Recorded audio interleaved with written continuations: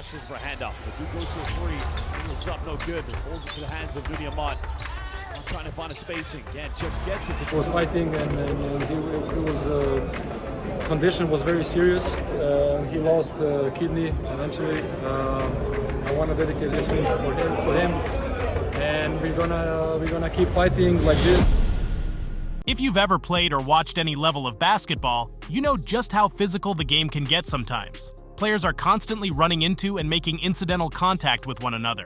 Despite all of this, many people don't view basketball as a contact sport in the same way they would consider other sports. However, an average NBA player nowadays is 6 feet and 6 inches tall and weighs around 216 pounds, which is quite bigger than an average human being. Basketball is a contact sport, but it is not on the same level as maybe American football and rugby. But with all the driving, boxing out, and screening going around with people this big, there is an increased chance for things to get a little too much physical on the court. In a non-dirty way, of course. While basketball allows contact, overly physical contact is discouraged by the rules and referees. The jury is still out on whether or not basketball is a contact sport, but the recent injury in the 2023 World Cup to Serbian player Simanić shows us just how physical basketball can get. In a regular basketball game, there is a lot of pushing and holding and bumping on every play. Tackling is obviously not allowed, but there is still a lot of contact. The players themselves obviously consider it to be a physical sport, because more often than not, you will find them wearing mouthguards while on the court. Contact is not encouraged, but it is not outlawed either. For example, even the smallest of contacts on the shooter are oftentimes considered as fouls. But on the other hand, while a big man is trying to get into position in the post, there is a lot of holding and pushing to get set. You can't charge into defenders, but you can still get a foul called if they don't have their feet set in time. So while not all contact is disallowed, the offensive player still has a reason to go strong on a drive to the basket. When you watch the NBA, you may think that fouls get called on every play. And while sometimes that may be true, that wasn't always the case. We have all heard about the bad boy Pistons and the famous Jordan rules. Back then, players were constantly running at each other, and contact that would now be considered as unsportsmanlike back then would be called a regular foul at most. However, this resulted in a lot less scoring and a lot more fighting, which obviously was not good for the league's reputation, so the NBA had to do something about it. There is still contact today, but far less than how it used to be in the 1980s and 1990s. The main reason basketball players are playing less physically and are smarter with their fouls is because, unlike in other sports,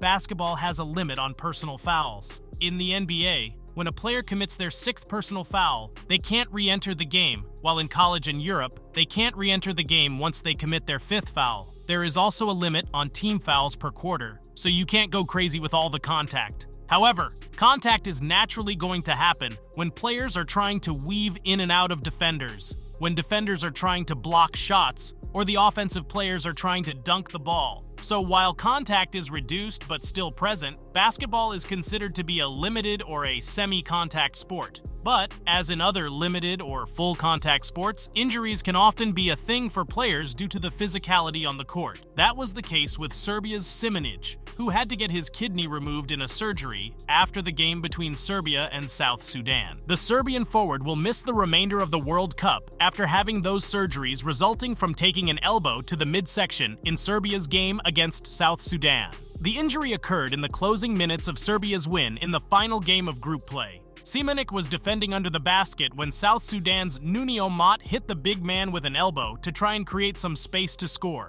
Simanić immediately began grabbing at his midsection and crouched down in pain. Simanić was taken to the hospital after the game and received emergency surgery. However, on Sunday, the Serbian Basketball Federation announced that Simanić was experiencing complications and needed to undergo a second surgery to remove his kidney. He's expected to remain at a hospital in the Philippines to recover. The doctor of the Serbian national team said of Simanić's surgery, due to complications on the injured kidney that occurred in the post-operative course, Simanić was operated again on September 3rd. Due to changes in the vitality of the kidney tissue, the entire kidney had to be surgically removed. We expect and wish that after this operation, the post-operative course will go smoothly. Head coach Svetislav Pesic told reporters that Simanić experienced heavy bleeding, but that the surgery ended well. It was a huge shock for all of us. We could not have expected that such a blow could be not only painful, but tragic. It's good that it's over. The team was together all night. They were searching for extra blood because it was not possible to collect enough since he was bleeding a lot.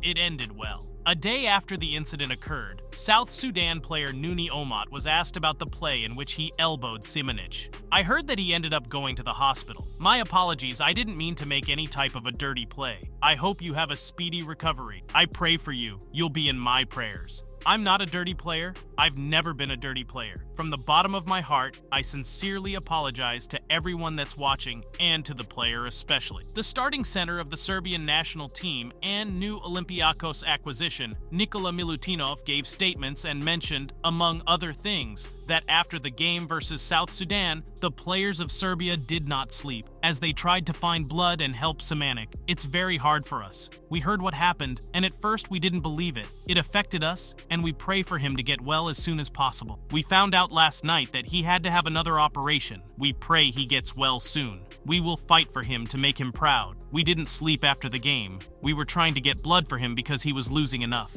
It was a difficult time for everyone, and I wish this never happens to anyone in the world. It was very difficult. At first, I didn't think something like this could happen. An injury like this in basketball. Although Simanić played a limited role off the bench in 6.5 minutes per game, in 3 appearances before his injury, he still contributed and is a great player whose club career was experiencing a significant rise in the past few seasons. Simanic played for Zaragoza of the Spanish Liga ACB in the 2022 season. The power forward, even though undrafted, suited up for the Utah Jazz at the 2022 NBA Summer League. At 25 years old, his best years should be ahead of him if he recovers and comes back on the court. Playing at such a high level with one kidney is a pretty tough thing to do, especially if the kidney removal happens in later years and you have to get used to living with one of them. However, it is not something we haven't seen before.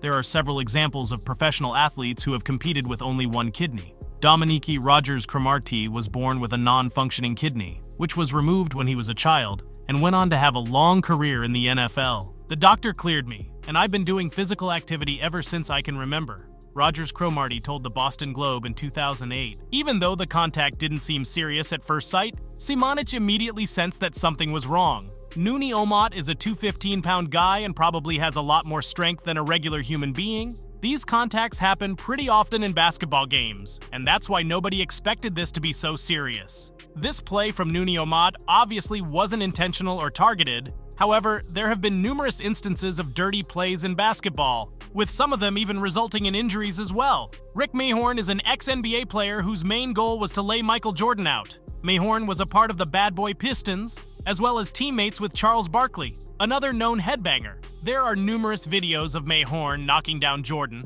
but luckily, he never got him seriously injured, just a little sore the next day or two. In 1991, Isaiah Thomas drove to the rim and was met by Karl Malone, who supposedly went for the ball. It seems that the mailman didn't get the right address this time, as he hit Isaiah Thomas's face. He hit him so hard that Isaiah ended up being carried off the floor and was taken to the hospital. Thomas received 40 stitches. A more recent example of physical play gone wrong happened in the 2015 playoffs in Game 4 between the Cleveland Cavaliers and Boston Celtics, when Kelly Olynyk and Kevin Love went after a loose ball. Kevin Love would have probably gotten to the ball first, so Kelly did everything in his power to stop him from doing so. As the big men battled for the ball, Olynyk grabbed Love by the left shoulder and ended up dislocating it. Kevin Love ended up having surgery, missing out significant time on the court, and later having problems with the same shoulder due to the same injury. With the Cavs being so close to beating the Warriors in the 2015 finals, it is an even bigger shame that Kevin Love, who was part of the Cavs' Big Three at the time, missed out on playing at the biggest stage when it mattered most. Whether intentional or not, physical plays have always been a part of basketball and have left their footprints. And sometimes they leave us wondering what would have happened if they hadn't occurred. Hopefully Simanić will recover quickly and return to the basketball courts as soon as possible, because it would be such a shame to lose a young player's career due to such an accident. Basketball is a physical sport, and this proves just that. How much can a regular basketball contact do damage to another player's body? Let's wish Simanić a speedy recovery in the comments down below.